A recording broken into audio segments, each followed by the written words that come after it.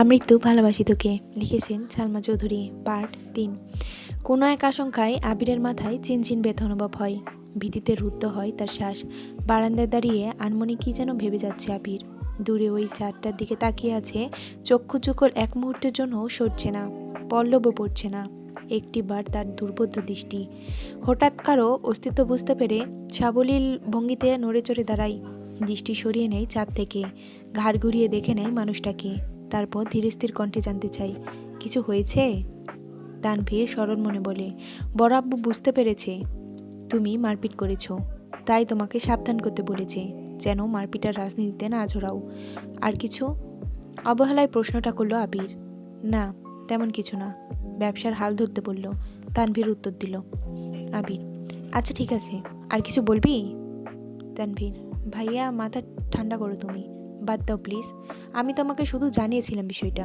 তুমি যে এভাবে দেশে চলে আসবে আর এইভাবে ঝামেলা করবে এটা আমি ভাবতে পারিনি।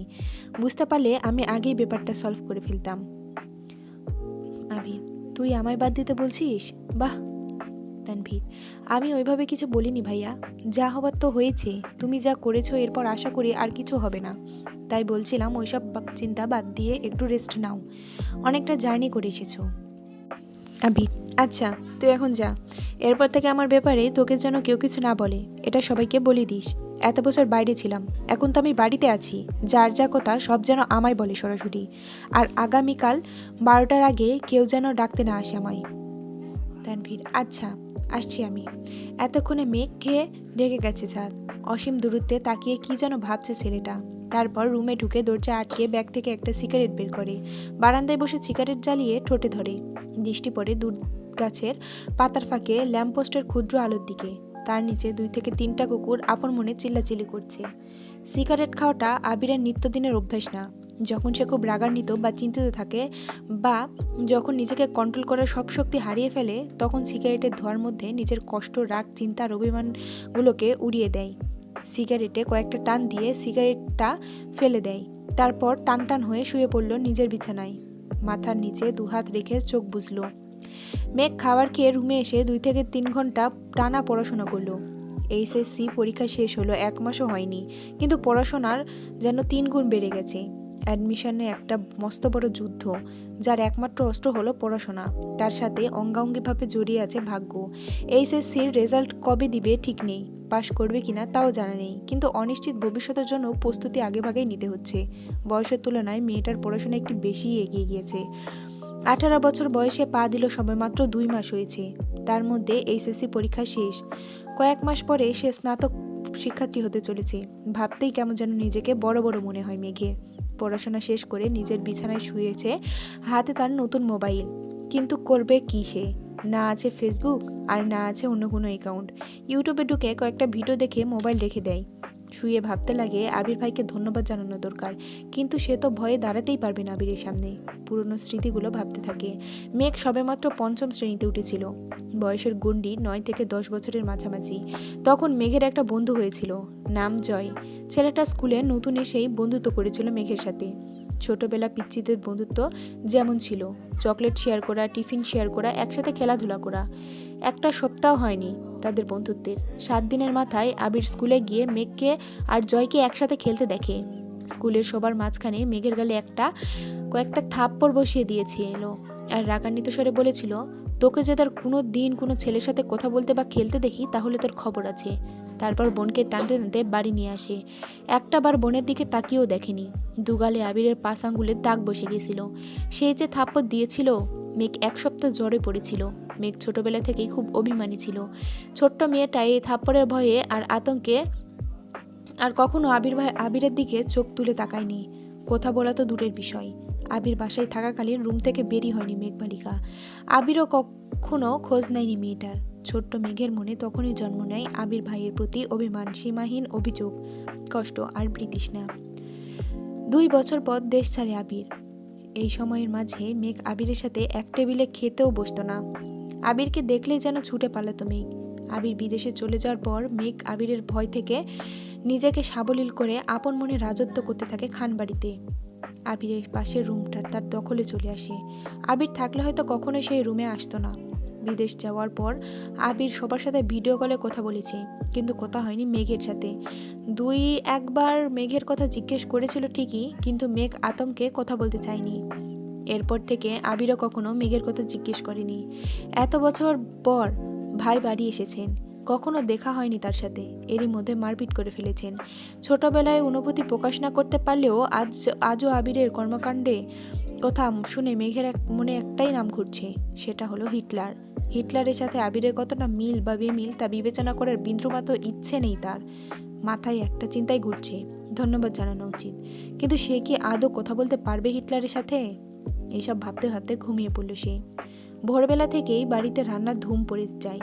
3 ভাই সকাল সকাল খেয়ে অফিসে চলে যায়। মিমার আদিও স্কুলে যায়। মেঘ ঘুম থেকে উঠে 8টায়। রাত জাগার কারণে সকাল সকাল উঠতে পারে না সে। মাঝে মাঝে গোসল করে খেয়ে বের হয়, মাঝে মাঝে এমনিতেই চলে যায়।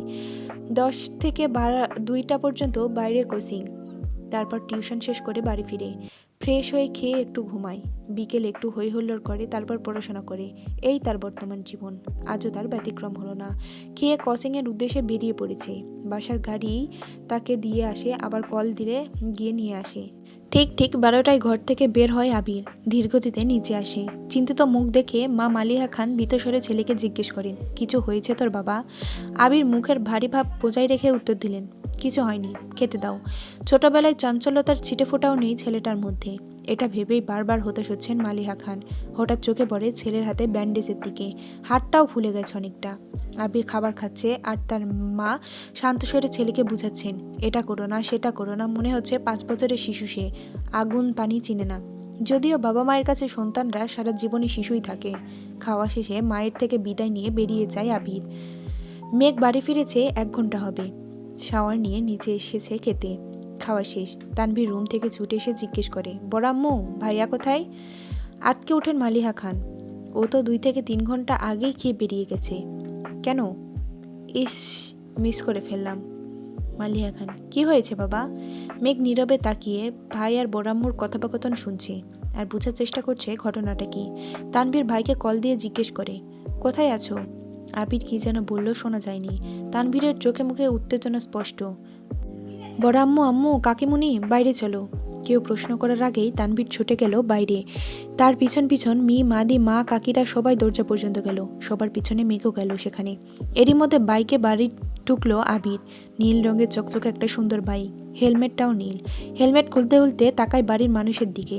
মেঘ অপলক দৃষ্টিতে তাকিয়ে আছে। সেই কবে দেখেছিল আবির ভাইকে। সেই আবির ভাইয়ের সাথে এই আবির ভাইয়ের চেহারার কোনো মিল নেই। হেলমেট খোলাতে চুলগুলো এলোমেলো হয়ে গেছে আবিরের।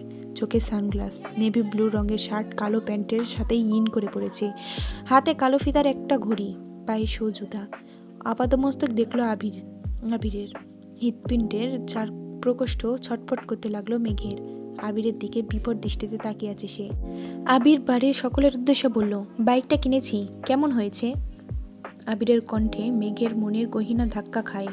এতে হুঁশ ফিরে তার। দাঁড়িয়ে থাকতে পারছে না সে। এক দৌড়ে নিজের রুমে ঢুকে যায়, আটকে দেয় দরজা। শুয়ে পড়ে মেঘ। মিমার আদি হইহুল্লোড় করছে। আবির ভাইয়ের কাছে আবদার করছে ওদের বাইকে নিয়ে ঘোরার জন্য। মালিহা খান ছেলের পানে তাকিয়ে প্রশ্ন করলেন, বাসায় 2 থেকে 3টা গাড়ি থাকার পরও বাইক কেন কিনলে?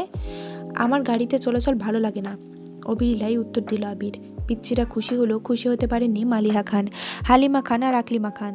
বাড়ির কারণ এই বাড়িতে বাইক ব্যবহার নিষেধ করেছিলেন স্বয়ং আলী আহমেদ খান নিজেই।